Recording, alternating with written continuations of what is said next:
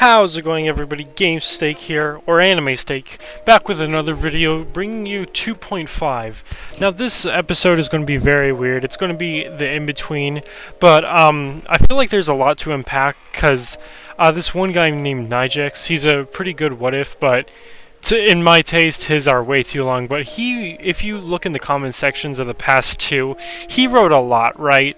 So I'm actually going to be kind of unpacking what he said, because one, I'm feeling a bit lazy and I still have to figure out what's going to happen next, and two, I kind of just wanted to go through what he said. So this is what if Sakura had the Sharingan 2.5 responding to Nijex. So let's start this off.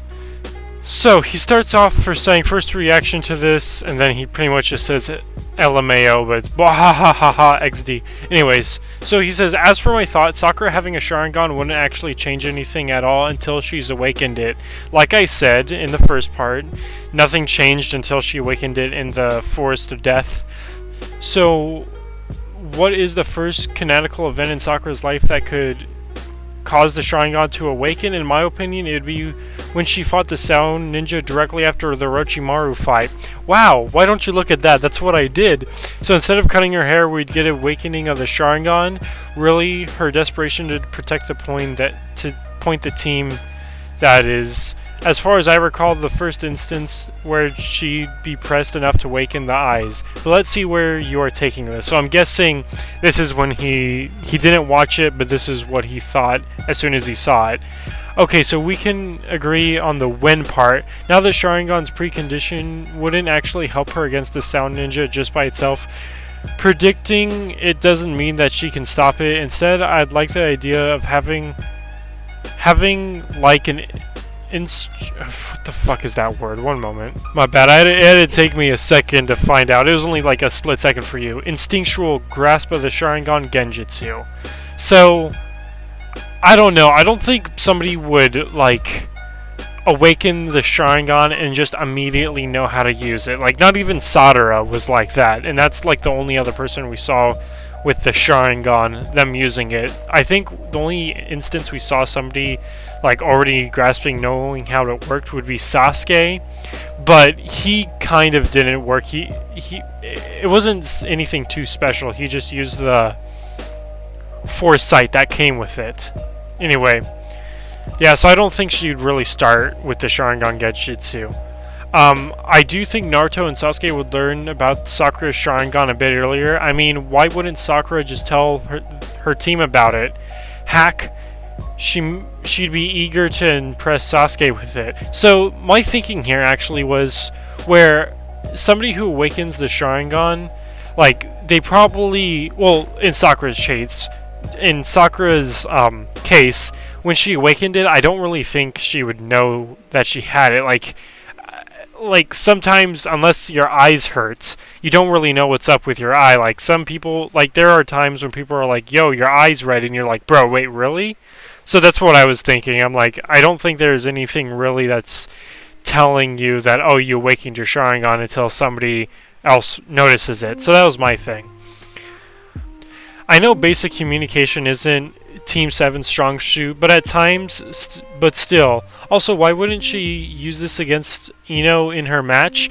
My thinking here was like I said, she didn't know she awakened it, so I don't really think she would just be like, okay, now I can use the Sharingan whenever. So I'm kind of thinking this in the same regards of Naruto with his Kyuubi chakra.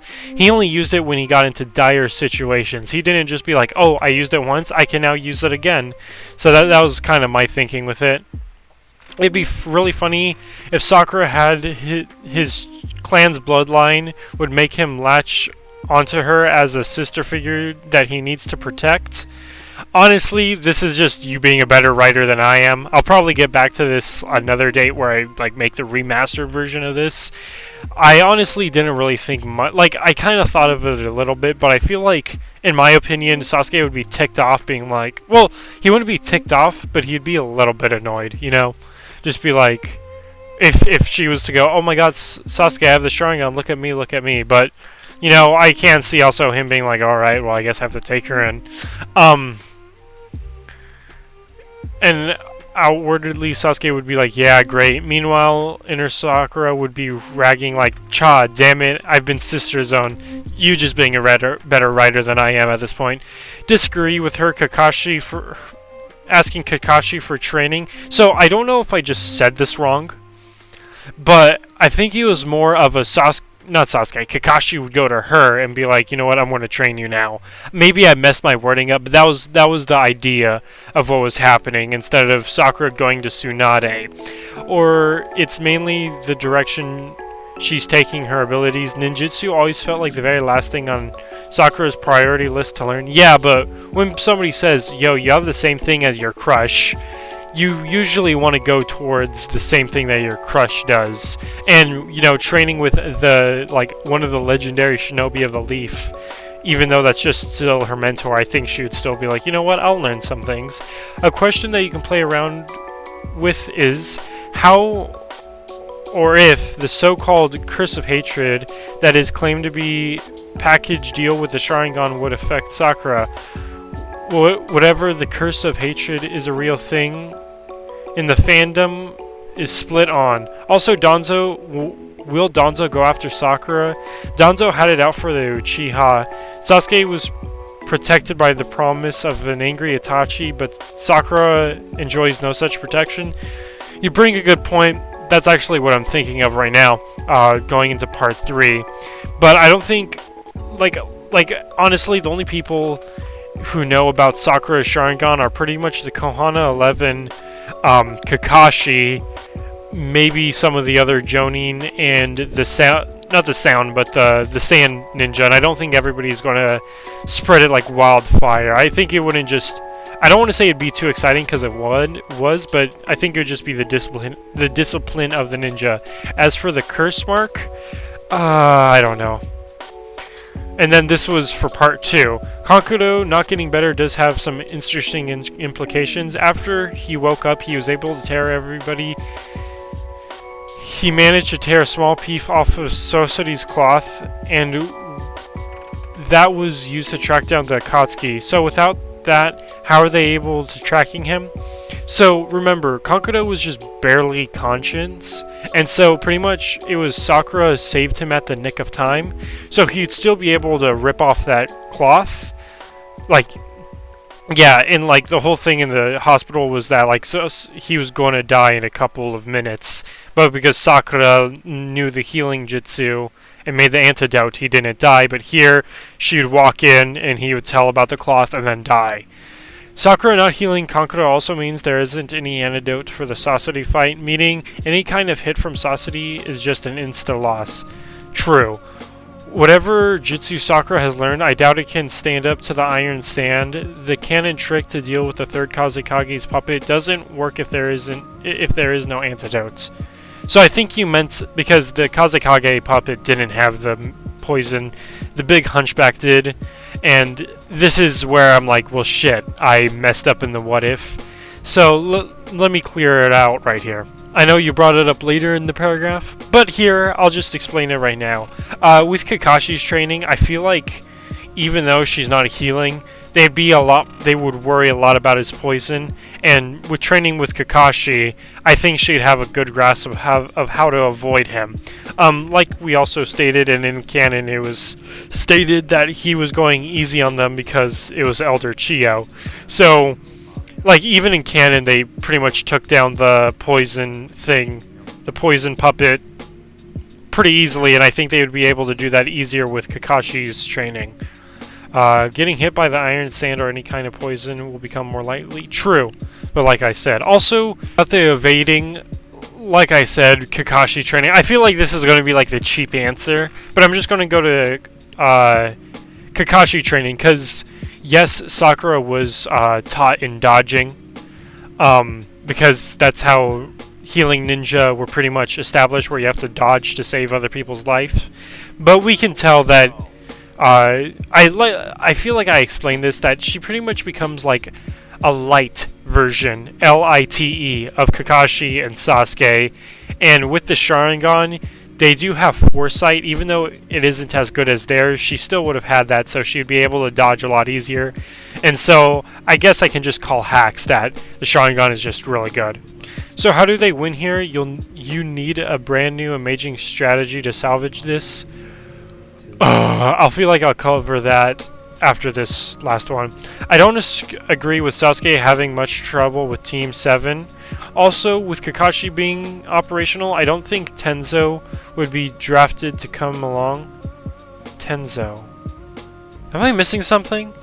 The reason for his inclusion was Kakashi being out of commission. I still think Stardust Shippuden Sasuke would wipe the floor with Kakashi. Naruto could fight Kakashi. Kakashi was better than Naruto, but they weren't holding back in the bell test that much. They could spar, with Kakashi having the advantage. Sasuke just completely fulderizes Team 7. If Team 7 blinks and Sasuke is just there. I have to disagree, because like, even though he was kind of getting mopped, it took Sasuke to have his EMS to surpass Kakashi. And Team 7 was kind of holding their own against Sasuke. Now, yes, Sasuke is really strong, but I don't think he could go against with adding Kakashi. It is actually more of a fair fight, because Kakashi doesn't really get that much stronger. I think maybe during the war arc he did, but he was still holding his own against EMS Sasuke until he was about to kill Sakura. So I don't really agree with that, but we can just agree to disagree. You might have that while still watching this, but I think the main thing here is with her having a Sharingan, most of her abilities are boosted, and with Kakashi's help, she's just a lot more stronger than her canon self. Also, I do want to point out that a lot of people do say that Sasuke would have been stronger at start of Shippuden if he did stay with Kakashi. So, even though Sakura didn't have that 1 month training with Kakashi during the Chunin exams, she did have 2 years to spend with Kakashi. So she pretty much maxed out her 2 Tomoe, and I would have to say that's like Sasuke's 3 Tomoe. Not in Starter Shippuden, but maybe during the Final Valley, and that's still very strong. But I think that's it to wrap it up. I'm still trying to think out what would happen after the Pain Invasion. I think I kind of did make it not that great. I've been reading the manga and watching some of the episodes, and I completely missed out the inclusion of Choji and all of them. But still, I think with the Pain, I think I'll just address this right now. I still think Sakura and Kakashi with Choji and his dad would still be able to keep them at bay, and Choji's dad would not get hurt. So, that's it. Get ready for part 3, and hopefully you guys have a nice day. Anime Steak signing off.